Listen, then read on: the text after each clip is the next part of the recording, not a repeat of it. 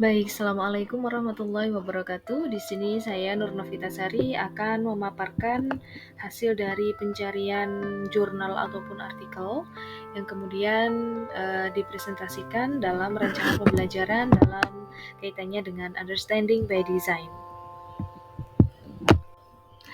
Baik, berdasarkan hasil diskusi bersama kelompok lain dan beberapa kajian literatur dari artikel maupun jurnal, dapat disimpulkan bahwa rancangan pembelajaran berdasarkan pendekatan UBD dengan memperhatikan beberapa aspek yaitu where to yang digunakan untuk membantu dalam proses penilaian. Jurnal yang dijadikan sebagai kajian literasi dapat disimpulkan sebagai berikut. Baik, yang pertama ada where and why, sejauh mana pengetahuan peserta didik, apa peserta didik harapkan dari pembelajaran ini, dan pada tahapan ini pendidik dapat memastikan bahwa peserta didik dapat memahami tujuan pembelajaran yang akan disampaikan pada hari itu. Yang kedua ada hook and hold, yaitu pemberian pertanyaan pemantik yang berkaitan dengan permasalahan kontekstual di sekitar peserta didik terkait dengan materi yang akan disampaikan. Pendidik mengarahkan peserta didik agar dapat terlibat aktif dalam proses pembelajaran, yaitu dengan menarik perhatian peserta didik di awal pembelajaran, kemudian menahan perhatian mereka selama pembelajaran berlangsung.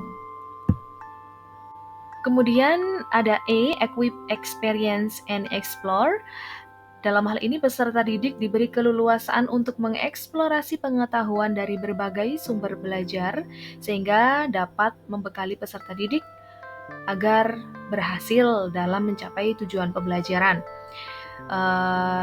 Alat dalam hal ini yang dimaksud adalah tentu saja pengetahuan ataupun sumber belajar, mungkin bisa jadi alat peraga juga bisa disampaikan yang berkaitan dengan tujuan kinerja. Kemudian ada reflect, rethink, and revise. Pendidik memberikan kesempatan kepada peserta didik untuk memberikan kembali ide-ide besarnya, merefleksikan kemajuan dan merevisi pekerjaan yang telah dikerjakan.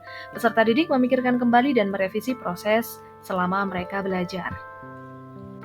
Selanjutnya ada tailored and personalized.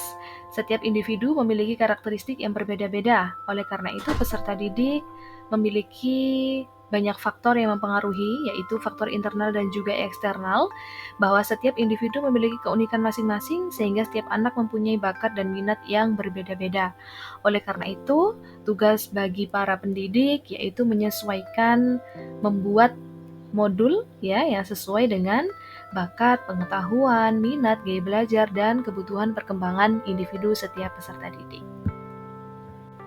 Kemudian ada evaluate, yaitu guru memberikan kesempatan kepada peserta didik untuk mengevaluasi kemajuan dan tingkat pemahaman peserta didik, mengingatkan pendidik agar membangun peserta didik untuk menilai diri, merenungkan makna pembelajaran yang mereka dapatkan. Kemudian ada organize, yaitu pembelajaran diatur untuk memaksimalkan keterlibatan awal dan berkelanjutan peserta didik secara efektif. Pendidik didorong untuk memberikan perhatian yang cermat pada setting dan pengurutan konten materi yang akan diberikan kepada peserta didik. Kemudian muncul beberapa cara untuk mengorganisasi pengajaran dan pembelajaran untuk memaksimalkan keterlibatan dan efektivitas melalui Understanding by Design. Yang pertama adalah bagaimana kita dapat merancang strategi pembelajaran yang disesuaikan dengan kebutuhan belajar dan karakteristik peserta didik. Yang kedua, membuat rancangan pembelajaran dengan Understanding by Design berdasarkan teori where to, kemudian menggunakan model pembelajaran yang berpusat pada peserta didik, menyiapkan kondisi kelas yang kondusif, dan juga berkomunikasi secara aktif dengan peserta didik. Demikianlah tadi pemaparan dari jurnal proceeding yang telah saya rangkum, yang sudah menjadi sebuah artikel dan kemudian direkonstruk menjadi PowerPoint yang dipresentasikan untuk memenuhi tugas pemahaman elaborasi pada topik 5 mata kuliah pemahaman peserta didik dan asesmennya. Terima kasih. Wassalamualaikum warahmatullahi wabarakatuh.